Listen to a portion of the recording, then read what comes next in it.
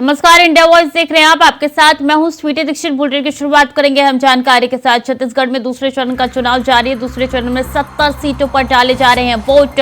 दूसरे चरण में दांव पर कई दिग्गजों का भविष्य। CM Bhupesh Baghel, deputy CM TS Singhdeo, दांव पर अमरजीत भगत समेत 10 मंत्रियों की प्रतिष्ठा है और दूसरे चरण में 70 सीटों पर वोटिंग हो रही है। कई ऐसे दिग्गज हैं जिनकी साख दांव पर लगी हुई है और बता दें कि दांव जो है वो साख जो है वो दांव पे लगी हुई है दूसरे चरण में। और कई ऐसे दिग्गज हैं जो कि मैदान में उतरे हुए हैं। और इससे पहले हमने देखा था कि पहले चरण में जो वोटिंग हुई थी वो बढ़ चढ़कर हुई थी शाम तक और दांव पर अमरजीत भगत समेत 10 मंत्रियों की प्रतिष्ठा है।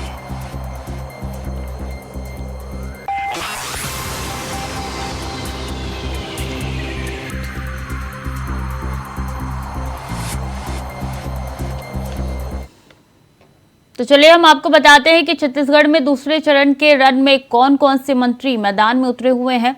तो यहाँ पे अगर कांग्रेस की बात की जाए, भूपेश बघेल, टीएस सिंहदेव, चरणदास महंत, ताम्रध्वज साहू, ये वो मंत्री है जो कि कांग्रेस की तरफ से चुनावी मैदान में दूसरे चरण में है। और रविंद्र चौबे, अमरजीत भगत, डॉक्टर शिव कुमार डहरिया, अनिला भेड़िया का नाम भी निकल के सामने आ रहा है, जिनकी साख जो है वो दांव पे लगी हुई है। तो कांग्रेस की ये दिग्गज है जिनके क्षेत्र में वोटिंग हो रही है और ये वही दिग्गज है जिनके कई ऐसे क्षेत्र जहां पे इन्होंने जमकर चुनावी प्रचार किए थे और पूरी तरीके से कोशिश कर रहे हैं कि जो कांग्रेस का खेमा यानी कि कांग्रेस के हाथ में अभी सत्ता की कुर्सी है वो उन्हीं के पास रहे, दूसरे यानी कि बीजेपी खेमे में ना जाए। इसके लिए पूरी कोशिश इनकी तरफ से की जा रही है और बीजेपी भी पीछे नहीं हट रही है। तो रविंद्र चौबे का नाम भी निकल के सामने आ रहा है, अमरजीत भगत भी है, डॉक्टर शिव कुमार डहरिया भी, अनिला भेड़िया भी इस बार उनकी साख जो है वो दांव पे लगी हुई है। तमाम दिग्गज नेता है कांग्रेस के जिसकी जानकारी हम आपको दे रही हैं। तो कांग्रेस की तरफ से रविंद्र चौबे, अमरजीत सिंह और कई ऐसे नेता हैं जिनकी साख जो है वो दांव पे लगी हुई है।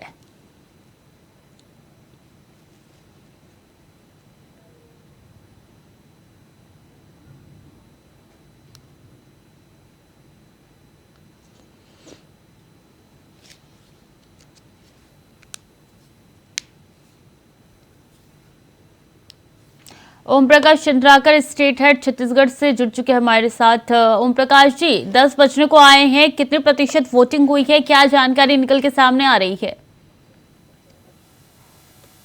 देखिए, फिलहाल पूरे छत्तीसगढ़ की यदि बात की जाए तो 5.71% मतदान 9 बजे तक की स्थिति में हो चुका है।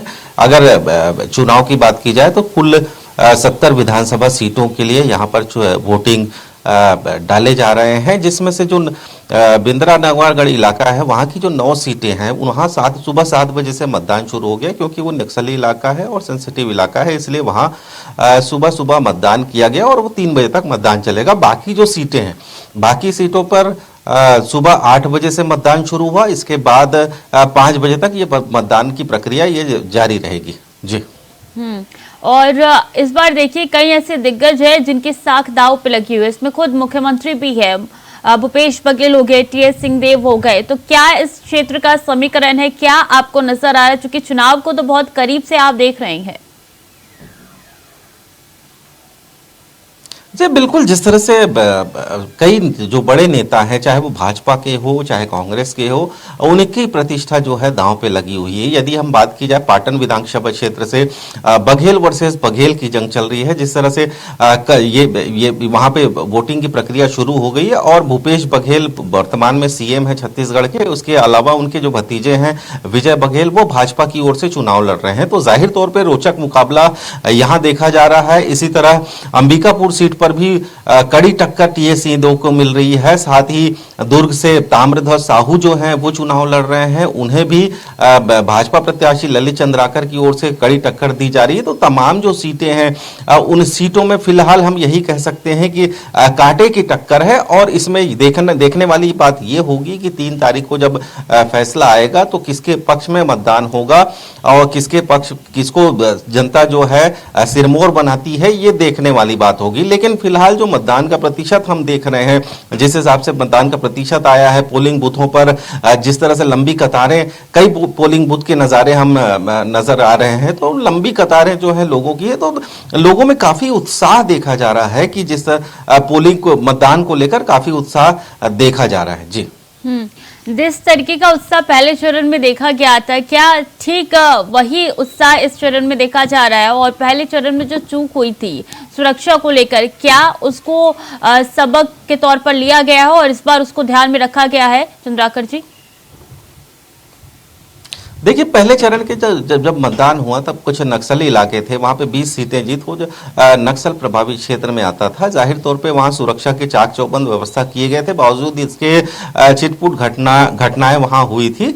इसके बाद अगर अभी जो 70 सीटों पे जो मतदान होने वाला है, तो यहाँ भी सुरक्षा के चाक चौबंद व्यवस्था प्रशासन की ओर से, निर्वाचन आयोग की ओर से किए गए हैं। और फिलहाल की स्थिति अभी स्पष्ट नजर आ रही है कि फिलहाल कोई ऐसी घटनाओं की जानकारी अभी हमारे तक नहीं आई है, लेकिन पोलिंग बूथों पर जो भीड़ देखी जा रही है उससे हम यही अंदाजा लगा सकते हैं कि वोट का प्रतिशत काफी अच्छा होने वाला है। जी बिल्कुल, और वोट का प्रतिशत अच्छा हो, ये भी काफी अच्छा होगा पार्टियों के लिए। आप बने रहिए हमारे साथ, पल की अपडेट आपसे लेते रहेंगे। तो इस बीच बीजेपी के कौन कौन से ऐसे दिग्गज है दूसरे चरण में जो कि रन में ताल ठोक रहे हैं, चलिए भी हम आपको बता देते हैं। तो बीजेपी के कई ऐसे दिग्गज हैं जो कि चुनावी मैदान में उतरे हुए हैं। इसमें कई दिग्गजों के नाम है, अरुण साव का नाम भी इसमें निकल के सामने आया है, नारायण चंदेल, धर्मपाल का नाम भी इसमें है। बता दें धर्मपाल कौशिक भी चुनावी मैदान में उतरे हुए, रेणुका सिंह भी चुनावी मैदान में है। तो छत्तीसगढ़ में दूसरे चरण का चुनाव हो रहा है। ये बीजेपी के दिग्गज है जो कि चुनावी मैदान में उतरे हैं। बृजमोहन अग्रवाल, अजय चंद्राकर, विजय बघेल और गोमती साई। तो देखिए, विजय बघेल पाटन से ही उतरे हुए हैं, ठीक मुख्यमंत्री के सामने ये उतरे हुए हैं और भतीजे इनके हैं वो। और ऐसे में आपको बता दें कि दूसरे चरण का जो चुनाव है उसको सुरक्षा के लिए सर्वप्रथम माना जा रहा है और बहुत ध्यान में रखा जा रहा है। छत्तीसगढ़ में दूसरे चरण का रन में मतदान जारी है, जिसमें सुबह सुबह भारी संख्या में लोग पहुंचकर मतदान कर रहे हैं। हम आपको अब 2 तस्वीरें दिखाएंगे और बताएंगे किस तरीके से मतदान हो रही है। पहली तस्वीर में बीजेपी प्रदेश अध्यक्ष अरुण साव और दूसरी तस्वीर में प्रदेश गृह मंत्री ताम्रध्वज साहू नजर आ रहे हैं, जिसमें मतदान स्थल पहुंचकर अपने मत का प्रयोग कर रहे हैं। तो ये 2 तस्वीरें हैं अरुण साव और ताम्रध्वज साहू की। अरुण साव के कंधे पर इस बार कमान बीजेपी ने दी थी, भार जो है वो बीजेपी ने इस बार उनके कंधों पे दिया था।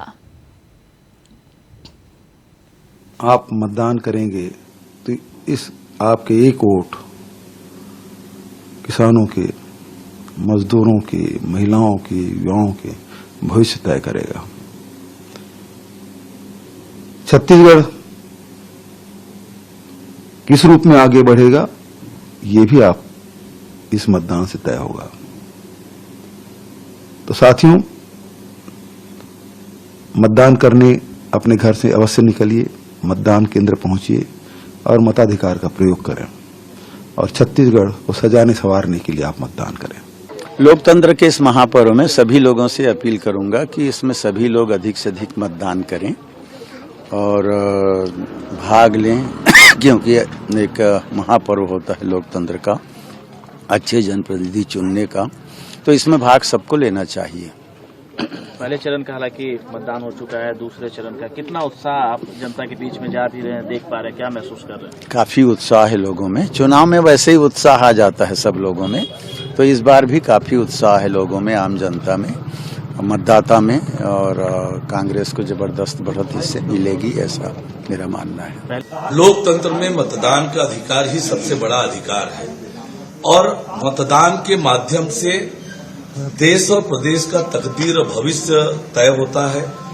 अपने सपनों के अनुरूप अपने प्रदेश और देश को लेकर जा सकते हैं मतदाता, और इसीलिए मैं सभी से आग्रह करता हूं कि मतदान करने अवश्य जाएं और दूसरों को भी मतदान के लिए प्रेरित करें। सर, किस तरह की परिस्थिति नजर आ रही है? क्या भाजपा जीत कर रहे हैं? छत्तीसगढ़ में स्पष्ट रूप से जनता ने परिवर्तन का मन बना लिया है, तय कर लिया है जनता ने परिवर्तन करना है। एक खुशहाल छत्तीसगढ़, एक समृद्ध छत्तीसगढ़ और एक विकसित छत्तीसगढ़ के लिए जनता मतदान करने वाली है। तो दूसरे चरण का चुनाव हो रहा है, जगह जगह सुरक्षा के पुख्ता इंतजाम है। 70 सीटों पर इस बार वोटिंग हो रही है दूसरे चरण में। और बता दें कि छत्तीसगढ़ में ये इस बार दूसरे चरण में कुल 1,63,000 मतदाता जो है चुनावी रण में उतरे हुए हैं। और अभी की बात की जाए तो 22 जिलों की 70 सीटों पर वोटिंग हो रही है छत्तीसगढ़ में दूसरे चरण में। इसके लिए मतदान मैदान में 958 उम्मीदवार है।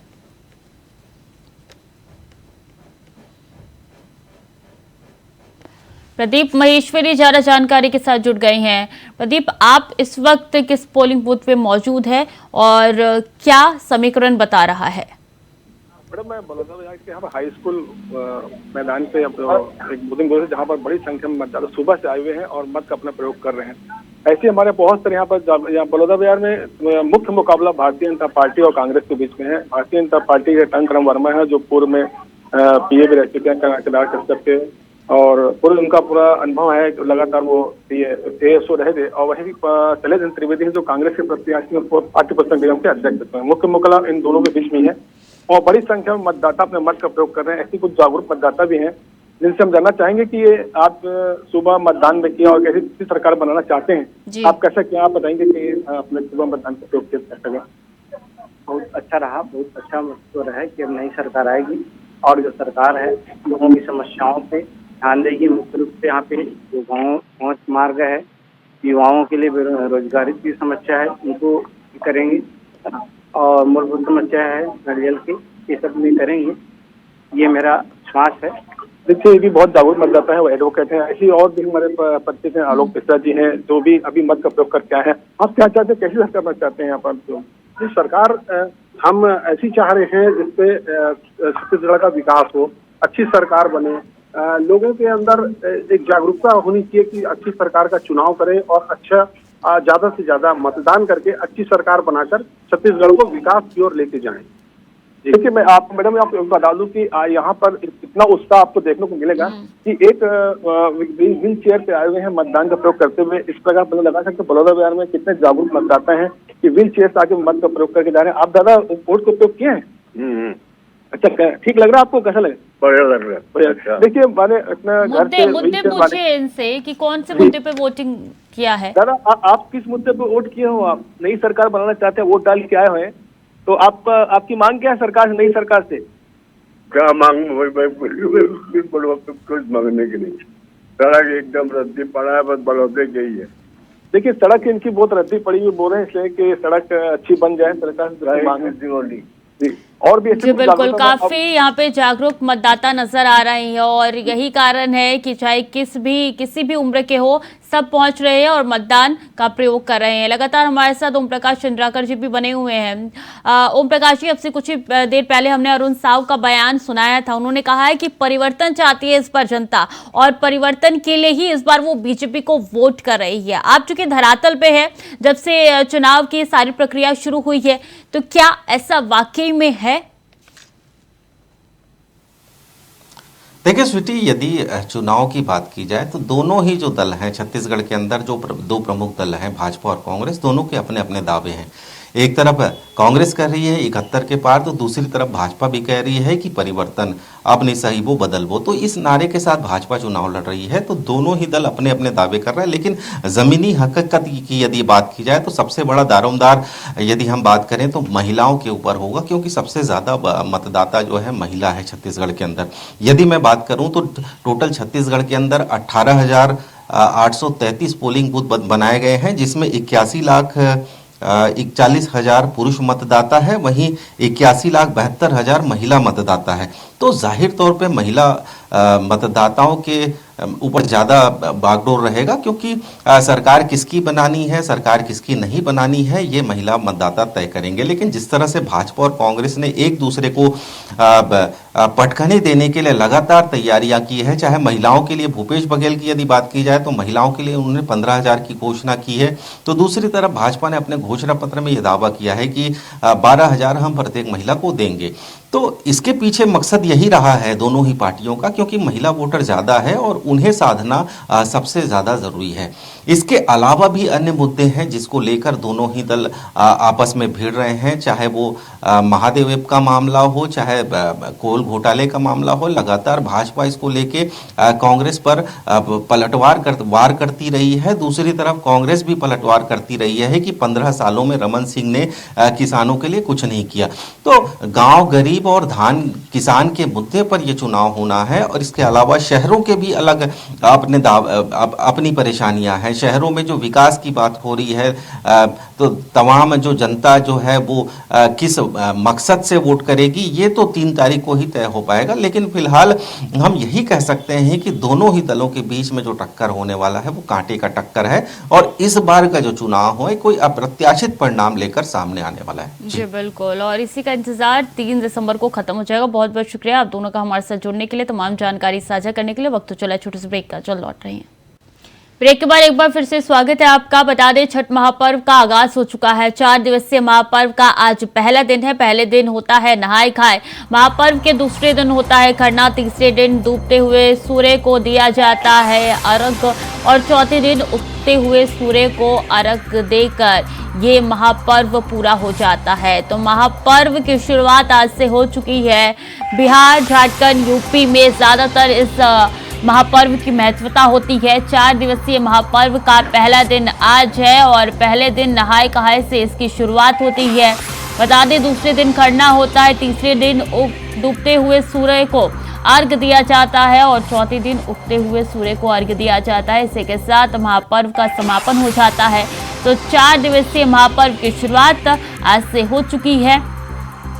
और बता दें कि आज पहला दिन नहाय खाए का है, और ऐसे में महापर्व यानी कि छठ पूजा की शुरुआत हो चुकी है। आज पहले दिन नहाय खाए से इसकी शुरुआत हुई है, और 4 दिवसीय ये पर्व हर किसी के घर में रौनक लेके आता है।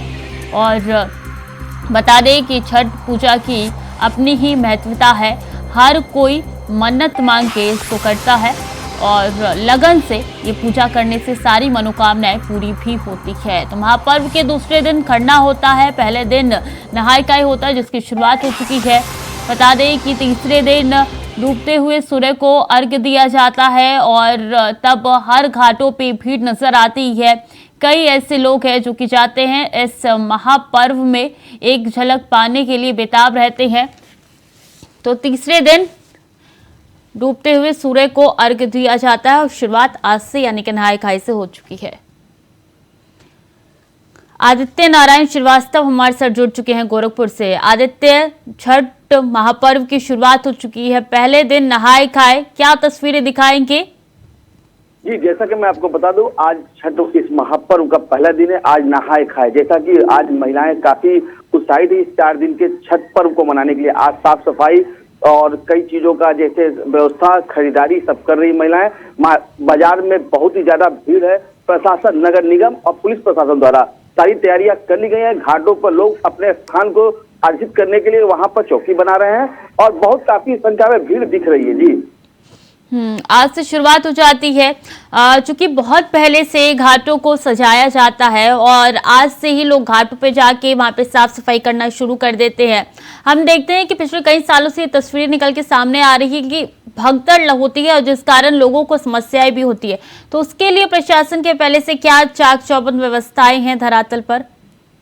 जी, जैसा कि मैं आपको बता दूं, पहले प्रशासन ने, नगर निगम द्वारा काफी तैयारियां पहले कर ली गई है। वो काफी रास्ते बना दिए घाट पर आने और जाने के। कुछ लोग अपने घर पर भी एक पानी भर के किसी स्थान पर वो भी कर रहे हैं, काफी भीड़ भाड़ से बचने के लिए, क्योंकि बच्चे छोटे हैं या जिनको कुछ बीमारी की समस्या है। लेकिन बहुत से लोग घाट पर ही जाके अर्घ देना बहुत ही अच्छा मानते हैं, और घाटों पर सारी सुरक्षा व्यवस्था इस टाइम पुलिस द्वारा और कुछ वॉलंटियर प्रशासन द्वारा लगाए गए हैं, जिससे किसी को असुविधा न प्राप्त हो। जी, आदित्य, जब कोरोना काल आया था तो उस समय घाटों का प्रचलन जो है वो खत्म हो गया, तो लोग अपने घरों में अर्घ दे रहे थे, और वो जो रौनक थी वो हर कोई मिस कर रहा था। इस बार जो है अब रौनक फिर से वापस लौट आएगी लगता है। जी, मैं आपको बताना चाहूंगा, कोरोना काल में थोड़ी सी समस्या आई थी, जिसमें घाटों पर प्रशासन द्वारा प्रतिबंधित किया गया था। लोग अपने घर पर ही वो पूजा अर्चना कर रहे थे। जबकि मैं आपको बताऊंगा घाट पर ये पूजा अर्चना जो होती है इस साल बहुत धूमधाम से हो रही है। लोग इस बार घाट पर मना रहे। कुछ लोग ऐसे हैं जो विशेष रूप से जा नहीं पाते हैं घाट, या वृद्ध हैं या किसी बीमारी से पीड़ित, तो वो लोग अपने घर से ही ये कार्य करते हैं। जी आजकल हम देख रहे हैं जो ट्रेनों के दृश्य निकल के सामने आ रहे हैं वो हैरान करने वाले भी है, भयावह भी वो करते हैं। चूंकि महापर्व है और महापर्व में हर कोई अपने घर जाना चाहता है, और ऐसे में जो तस्वीरें निकल के सामने आ रही यही बताती है कि इस महापर्व की महत्वता क्या है। जी, ट्रेनों में तो काफी भीड़ है। गोरखपुर में दिल्ली और बंबई से आने वालों की काफी भीड़ है। जैसे कि ट्रेनों में 9 रूम है। आपको मैं बताना चाहूंगा गोरखपुर के समीपवर्ती जो क्षेत्र है बिहार से जुड़ा हुआ है, इसलिए लोग यहाँ पर, और बिहार के काफी लोग यहाँ पर भी रहते हैं और यहाँ से वहां भी जाते हैं, इसलिए लोग इस पर्व को मनाने के लिए लोग आ रहे हैं। काफी दिक्कतों का सामना करना पड़ा है ट्रेनों से आने के लिए। जी ठीक है, बहुत बहुत शुक्रिया आदित्य आपका तमाम जानकारियों के लिए। तो छठे पर्व की शुरुआत हो चुकी है, आज पहला दिन है। 4 दिवसीय पर्व घर में रौनक लेके आता है और हर कोई काम में जुट जाता है। फिलहाल के लिए बुलेटिन में इतना ही। खबरें लगातार जारी है, देखते रहे इंडिया वॉइस।